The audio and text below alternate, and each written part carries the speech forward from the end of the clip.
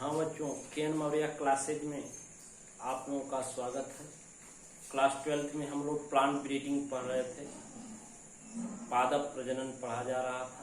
आज जो है इस वीडियो में हम लोग पादप प्रजनन की विधियां, ठीक है ना, different method of plant breeding पढ़ा जाएगा। जो अध्ययन की सुविधा की दृष्टि से कुल प्लांट ब्रीडिंग की 5 विधियां हैं, ये आपको उल्लेख किया जाएगा। फिर एक एक करके हम बताएंगे और इसको ध्यान से देखें। चलिए, पादप प्रजनन की प्रमुख विधियां, पादप प्रजनन की प्रमुख विधियां, important method of plant breeding. Plant breeding having 5 methods. Plant breeding having, पादप प्रजनन के अंतर्गत कुल 5 विधियां हैं। कितनी विधियां आती हैं? 5 विधियां आती हैं, जिसमें से पादप पुनः स्थापन व दशानुकूलन। पादप पुनः स्थापन व दशानुकूलन एक पहली विधि है। दूसरा सलेक्शन वरण है। तीसरा संकरण हाइब्रिडाइजेशन। क्या है? संकरण हाइब्रिडाइजेशन। चौथा प्रेरित उत्परिवर्तन इंड्यूस्ड म्यूटेशन। और 5वां है प्रेरित बहुगुणिता induce polyploid. Induce polyploid. These are the 5 main method of plant breeding. ये पादप प्रजनन की प्रमुख 5 विधियां हैं बच्चों, एक एक करके हम लोग पढ़ा जाएगा। चलिए, सबसे पहला है पादप पुनः स्थापन और दशानुकूलन, प्लांट इंट्रोडक्शन एंड एक्लीमेटाइजेशन। इसमें होता क्या है, ध्यान दीजिए।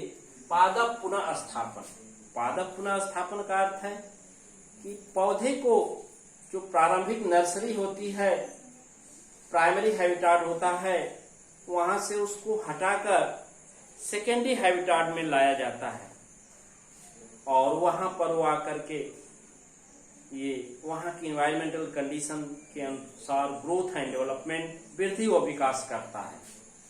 इस क्रिया को पादप पुनः स्थापन और दशानुकूलन कहते हैं। जैसे आप जनरली अपने फील्ड में वर्किंग हैबिटाट को देख सकते हैं। जैसे राइस प्लांट, आप धान के पौधे को नर्सरी में तैयार करते हैं, पुनः वहां से लेकर के उनको दूसरे जगह रोपित कर देते हैं और वहां उसके ग्रोथ डेवलपमेंट होता है। उस वातावरण में मैक्सिमम ग्रोथ डेवलपमेंट होता है। फिर वहां से लेकर के उसको लॉन्ग फील्ड में आप रोपित करते हैं, तो वो देखते हैं कि वो प्लांट रेजिस्टेंट स्टेबल होते हैं, डिजीज रेजिस्टेंट होते हैं और वीड डिस्ट्रक्शन में भी वो प्रभावी होते हैं और क्रॉप प्रोडक्शन इंक्रीजिंग ऑर्डर में देते हैं, फसल उत्पादन बढ़ते हुए क्रम में देते हैं। तो चलिए चलते हैं पादप पुनः स्थापन और दशानुकूलन, plant introduction and acclimatisation. Any plant natural habitat से, एनी प्लांट मैंने किसी भी पौधे को उसके नेचुरल हैबिटाट, प्राकृतिक आवास से हटाकर, नेचुरल हैबिटाट जहां वो मतलब उसका जर्मिनेशन, अंकुरण हुआ है, उसकी ओरिजिन हुई है, वहां से उसको हटाकर न्यू हैबिटाट में लाने की क्रिया को ही पादप पुनः स्थापन कहते हैं। किसी भी पौधे को उसके नर्सरी, नेचुरल हैबिटाट, प्राकृतिक वास स्थान से हटाकर न्यू हैबिटाट में लाने की क्रिया, जब उसको नए आवास में लाया जाता है और वह वहां ग्रोथ एंड डेवलपमेंट करता है, तो इस लाने की क्रिया और उसके ग्रोथ डेवलपमेंट की प्रोसेस को पादप पुनः स्थापन व दशानुकूलन कहते हैं। पादप पुनः स्थापन, पादप पुनः स्थापन। अब जब पौधा न्यू हैबिटाट में एडाप्टेड होने लगता है, जब उसको नए आवास में लाकर रोपित कर दिया जाता है, तो उस इन्वायरमेंटल कंडीशन के प्रति एडाप्टेड होकर, अनुकूलित होकर के मैक्सिमम ग्रोथ डेवलपमेंट होता है। इस क्रिया को दशानुकूलन कहते हैं। क्या कहते हैं? दशानुकूलन। और इस विधि में होता क्या है, सेक्सुअली रिप्रोड्यूस सीड जो होते हैं, लैंगिक जनन द्वारा जो उत्पन्न बीज होते हैं, या कायिक जनन से प्राप्त पौधे, वेजिटेटिव रिप्रोडक्शन, वेजिटेटिव प्रोपोगेशन से जो प्राप्त पौधे होते हैं को उन पौधों को अपने नेचुरल हैबिटाट से हटाकर न्यू हैबिटाट में उगाया जाता है।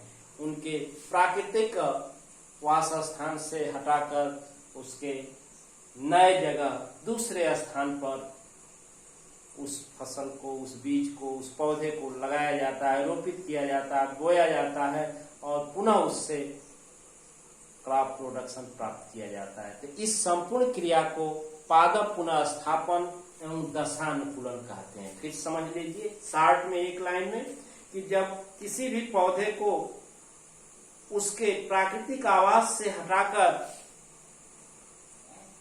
न्यू हैबिटाट, नए वातावरण, नए वास स्थान में लाया जाता है तो इस लाने की क्रिया को पादप पुनः स्थापन, और जब वह पौधा उस नए हैबिटाट में पहुंच जाता है तो उसके इन्वायरमेंटल कंडीशन, वातावरणीय दशाओं के प्रति एडाप्टेड हो जाता है, अनुकूलित हो जाता है। तो इस अनुकूलित एडाप्टेड कंडीशन को ही दशानुकूलन कहते हैं।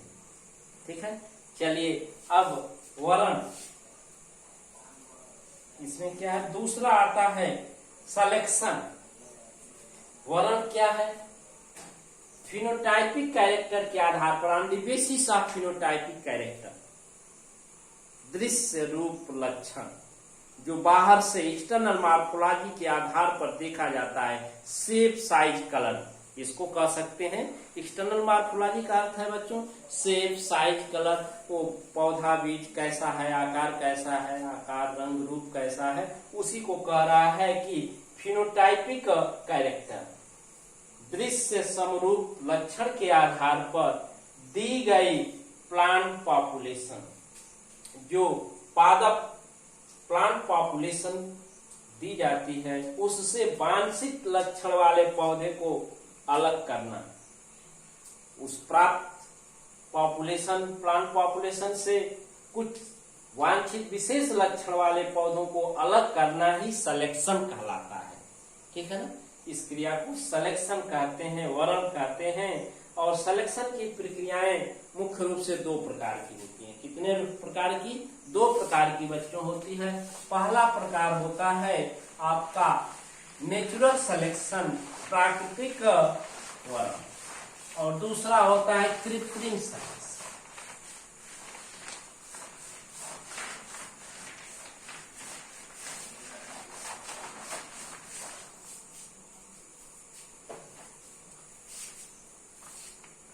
वर्ण, हाँ बच्चों, तो ये वर्ण सिलेक्शन जो है दो विधियों द्वारा होता है। एक तो प्राकृतिक होता है। क्या होता है? प्राकृतिक।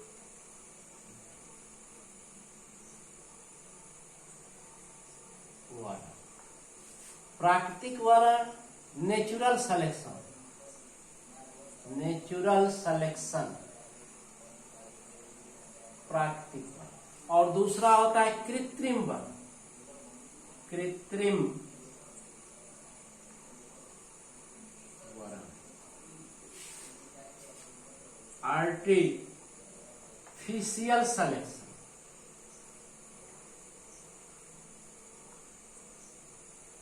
आर्टिफिशियल सिलेक्शन, कृत्रिम। अब यहां प्राकृतिक वर्ण, नेचुरल सिलेक्शन के बारे में हम जान रहे हैं। प्राकृतिक वर्ण, जब प्राकृतिक रूप से on the basis of nature factors, प्राकृतिक कारकों के प्रभाव से पौधे में वांछित लक्षणों का, वांछित गुणों वाले पौधे, स्वस्थ गुणों वाले, अधिक रेजिस्टेंट वैरायटी वाले लक्षण वाले पौधे को ही क्या किया जाता है? सेलेक्ट किया जाता है, अर्थात शेष डिस्ट्रॉय हो जाते हैं, नष्ट हो जाते हैं, उनकी मृत्यु हो जाती है। रेजिस्टेंट, मजबूत, स्वस्थ पौधे ही आगे अपना जीवन चक्र पूर्ण करते हैं बच्चों। इस तरह से जैसे प्राकृतिक आपदा आ गई, बहुत तेज बारिश से कई दिनों तक बाढ़ की स्थिति रही, जो वीक, कमजोर पौधे होते हैं नष्ट हो जाते हैं, स्ट्रांग पौधे बचे रहते हैं। और सूखा पड़ गया, इस तरह से मतलब रेजिस्टेंट वैरायटी प्रतिरोधक क्षमता वाले पौधे ही, स्वस्थ पौधे ही बचते हैं। तो इसको नेचुरल सिलेक्शन कहते हैं। और कृत्रिम मैन मेड सिलेक्शन आदमी द्वारा, वैज्ञानिकों द्वारा अपने क्रॉप प्रोडक्शन को अधिक से अधिक प्राप्त करने के लिए जो वर्णन किया जाता है उसको कृत्रिम वर्णन कहते हैं। ये इसे 3 प्रकार का है। ये कृत्रिम वर्णन क्या है? पहला जो है मास सिलेक्शन, मास सिलेक्शन। दूसरा है प्योर लाइन,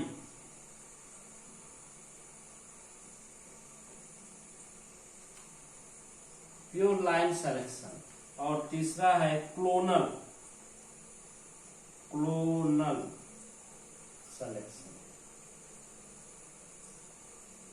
तो आर्टिफिशियल सिलेक्शन को 3 रूपों में, मास सिलेक्शन, इसको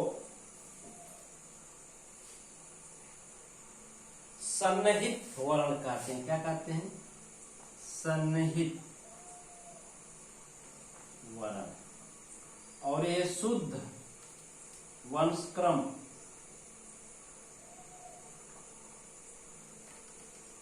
क्रम वर्ण।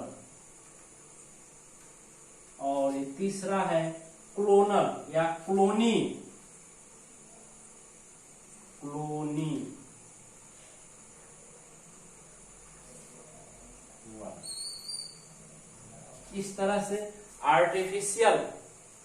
आर्टिफिशियल सिलेक्शन को 3 भागों में बांटा गया बच्चों। मास सिलेक्शन, सन्निहित वर्ण, और प्योर लाइन सिलेक्शन, शुद्ध वंशक्रम वर्ण। और क्लोनल सिलेक्शन, क्लोनीय वर्ण। क्लोनल सिलेक्शन का अर्थ है क्लोनीय वर्ण। तो चलिए देखते हैं कृत्रिम आर्टिफिशियल सिलेक्शन में मास सिलेक्शन, सन्निहित वर्ण। देखिए सन्निहित, इसमें वांछित गुणों वाले बीजों को, लक्षणों वाले पौधे बीजों को एक साथ सेलेक्ट करके समूह में उनके बीजों को ले लिया जाता है और अन्य बीजों के साथ इसको मिश्रित कर दिया जाता है। और मिश्रित करने के बाद पुनः बोया जाता है और तब तक ये कार्य करते हैं जब तक कि पौधों में संपूर्ण लक्षणों का समावेश न हो जाए, सभी लक्षण उत्पन्न न हो जाए, सभी गुण सन्निहित न हो जाए। दूसरा है pure line selection. Pure line selection क्या है? शुद्ध वंशक्रम जो है सेल्फ पॉलिनेटेड होमोजाइगस जो सीड होते हैं, self pollinated, self pollinated homozygous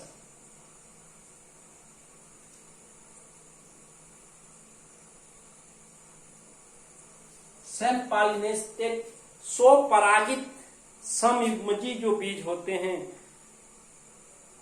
उससे प्राप्त पौधे को शुद्ध वंशक्रम वर्ण कहते हैं।